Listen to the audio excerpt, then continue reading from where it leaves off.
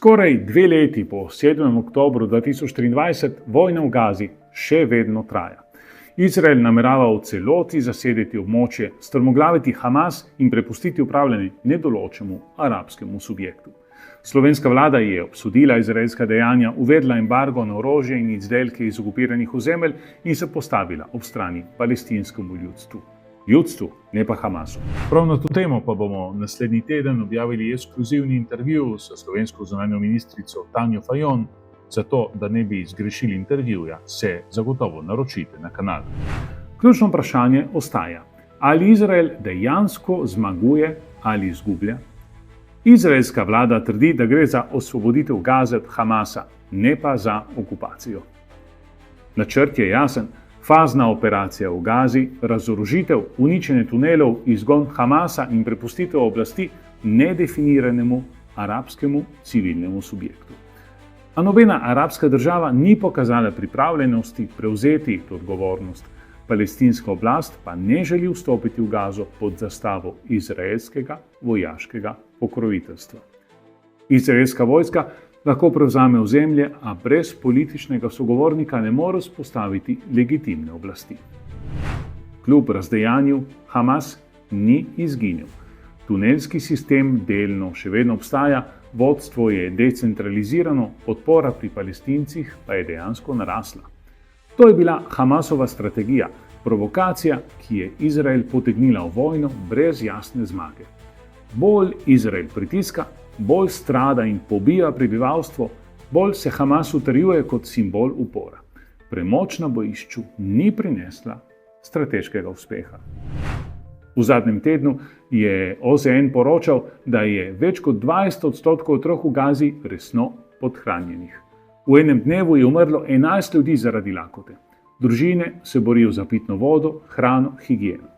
Takšna humanitarna katastrofa postavlja človeštvo pred jasno dilemo. S stradanjem in pobijanjem Izrael izvaja zločine proti človeštvu, nihče od vplivnih pa ne naredi ničesar konkretnega, da bi to ustavil. Slovenija sicer reagira in skuša pokazati pot evropskim partnerjem, uvedla je embargo na orožje in prepovedala uvoz izdelkov iz izraelskih naselbin. Poleg vlade se v Sloveniji ta drža odraža tudi drugače, tudi v športu. Slovenska ženska odbojkarska reprezentanca je na primer po kvalifikacijski tekmi Evropskega prvenstva z Izraelom simbolično zavrnila rokovanja, kot gesto solidarnosti s Palestinci. Širša družba pa je, z izjemo nekaterih skrajno desničarskih politikov, dejanje podprla. V Izraelu še vedno sanjajo o masovni deportaciji prebivalcev Gaze v Sinajski polotok, vendar je ta zamisel jasno neizvedljiva in tudi politično mrtva.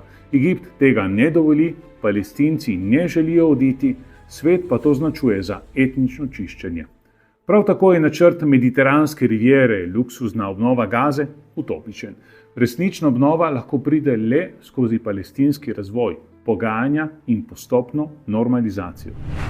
Izrael je vojaško močan, a strateško oslabljen. Hamas še vedno deluje, cilji invazije niso izpolnjeni, mednarodna podpora slabi, normalizacija stoji. Izraelska moč se spreminja v mednarodno izgubo kredibilnosti. Kateri so verjetni scenariji razvoja te krize? 1. Neskončna vojna z nadaljevanjem nasilja in humanitarne krize ter nadaljnjo radikalizacijo obeh prebivalstev, Izraela in Palestine. 2. Regionalno razširjanje, vključita se tudi Hezbollah in Iran. 3. Fragmentirana avtonomija, kjer Palestinci dobijo omejeno avtonomijo, razpršeni v enklavah pod izraelskim nadzorom, brez ozemeljsko celovitega ozemlja. 4. Dve državi. Trenutno nemogoča, saj terja notranjo politično spremembo v Izraelu in to, vsaj kratko ali srednjeročno, ni na vidiku. 5. Mednarodna uprava. Začasen prevzem uprave Gaze s strani mednarodnega subjekta, dokler Palestinci ne prevzamejo oblasti sami. Neke vrste je protektorat, ki bi postopoma predal oblast prebivalstvu, podobno kot danes to velja tudi v Bosni in Hercegovini. Kateri scenarij je najbolj verjeten? Trenutno vse kaže na nadaljevanje neskončne vojne z nevarnostjo razširitve v regionalni konflikt, vendar, če se bo mednarodni pritisk ojačal, bi lahko Izrael sprejel eno od ostalih rešitev.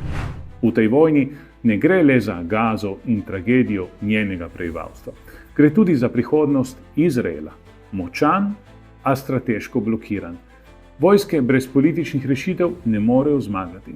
Izrael tvega demografski upad, izgubo investitorjev, izključitev iz svetovnih procesov. Vse to pa ogroža njegovo nacionalno varnost in prihodnji razvoj. Izrael tvega, da se iz sodobne liberalne demokracije spremeni v avtoritaren režim, ki bolj spominja na realnost v Afriki ali Srednji Aziji. Šalom.